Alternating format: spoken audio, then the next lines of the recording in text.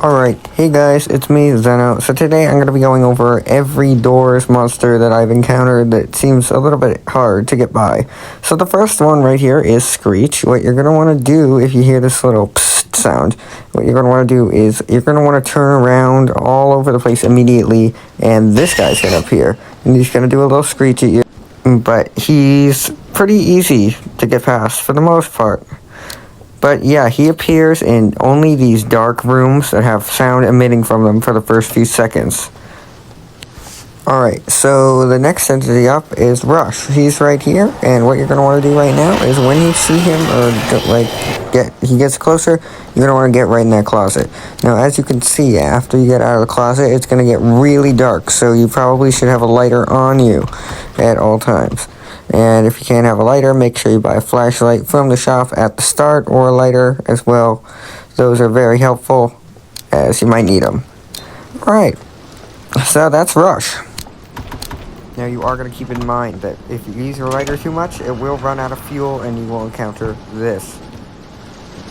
Now again, if you do not turn around immediately when you hear the psst, you're going to have this happen. You don't want that, as he takes away almost a whole third of your health.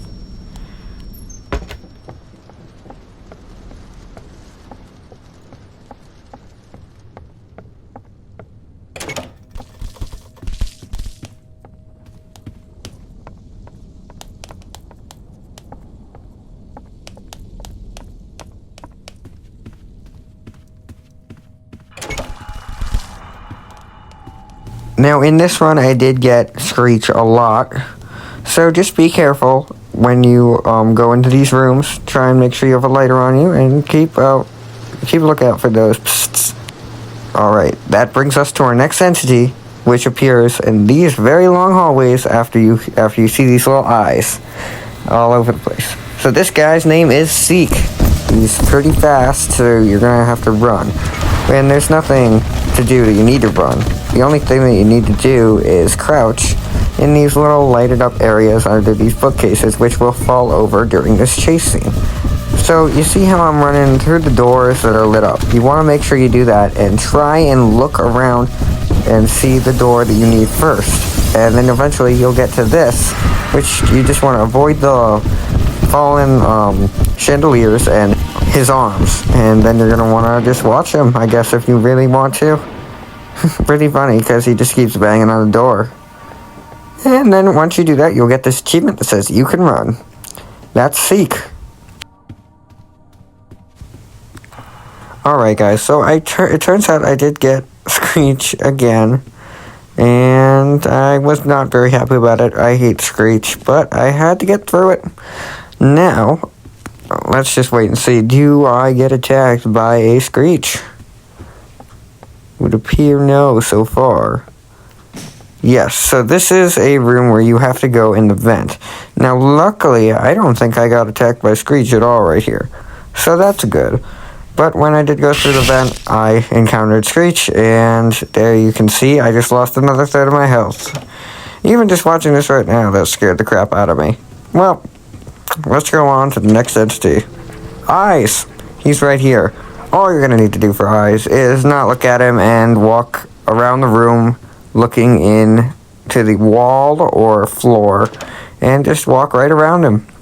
Pretty simple. He'll go away after you leave that room, so it's pretty easy to avoid him. But that's Eyes. Now right here I did get Rush again. It can be annoying sometimes, because if you don't have a lighter on you, you will not be able to see that much. So, again, Rush, pretty easy to get away from. Can be a little bit tricky at times. But, still, nevertheless, easy to escape. All you need to do is find a closet or a nearby bed, and then you're done. But, there we go. Now, for a while, I didn't realize this was a Screech room, and I ended up leaving with, almost zero health. So, I did get a little bit of health right here, but then turns out I got Screech again. And then, after that, I tried leaving the room, but realized the key was still inside, and I got hit by Screech again. Yep, Screech is pretty annoying. Since I was on a phone, I could not really turn around my camera that easily. So, I just had to deal with it and hope that I didn't die. Let's see what happens. I ended up finding a lockpick instead. And let's go. Did I get another Screech? I believe I did not. That's good. Alright, this is the next entity I'm going to be talking about right now. So, here it is. This is a hard one to get in solo. You could get Glitch. If you are actually in multiplayer, this is much easier to do, as you can stay behind, and once the room despawns, you'll get the thing. Now this guy is our next entity that we're going to be talking about. This guy's name is the Figure. To pass this door, which he only appears on door 50 and door 100, so this guy's pretty left out of the game, if you ask me. But I'm glad, because I hate this guy. But all you need to do for this guy is go over to the side of the room that has a desk on it. And on that desk will be a piece of paper. And once you pick up that piece of paper, it'll have 1, 2, 3, 4, and 5 in Roman numerals. 1 is I, 2 is 2 I's, 3 is 3 I's, 4 is IV, 5 is just V. Now, when you get this piece of paper, you're going to need to go looking around for books that have the symbols next to IV, and then V. Now, once you get those symbols, you're going to need to align them up, or just put them together, I guess, on this little lock that's on top of the room. There's another level to the room near the back where you can enter a code on a master lock, and then you will get through to door 51. And once you get through to door 51, you are pretty much done with this guy until door 100. So, if you walk regularly without crouching, he will be alerted no matter where he is. So, at least most of the time where he is. But for the most part, he will get alerted. And he will come and he will kill you, so it's not very good. So, what you're going to want to do is make sure that he's far away before you even move while you're crouching.